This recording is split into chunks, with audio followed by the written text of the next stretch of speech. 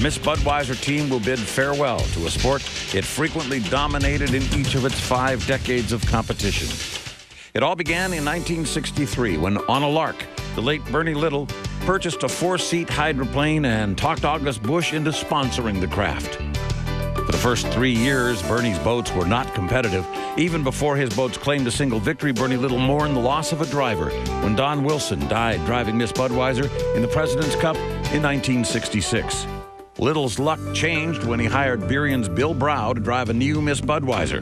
Brow delivered the first 2 Miss Budweiser victories, and from then on, the Budweiser team became one of the sport's toughest and best-known competitors. Racing continued to exact a high price from Bernie Little. Bill Brow was killed driving Miss Budweiser in the first heat of the first race of 1967 in Tampa, Florida. In 1969, Miss Budweiser was driven by Bill Sterrett Sr.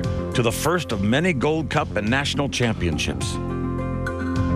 Dean Chenoweth was perhaps the most celebrated of Miss Budweiser drivers. Chenoweth captured 23 wins at the controls of 4 different Bud boats. Chenoweth became the 3rd driver to lose his life in a Budweiser hydroplane. He perished when a cab over Rolls Griffin-powered Miss Budweiser blew over in the Tri-Cities in 1982.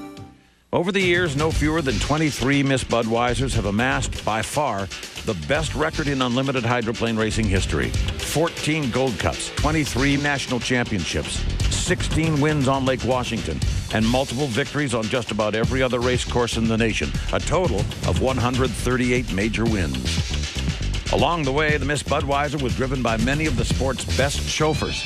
Among them, Chip Hanauer, Jim Kropfeld, Mickey Riemann, Tom DeEeth, and Scott Pierce. Since 1997, Dave Vilwalk has been the Miss Budweiser skipper. He survived a serious blowover accident in the Tri-Cities in 1997 and has throttled the Big Red boat to 3 Gold Cup wins and 6 national championships.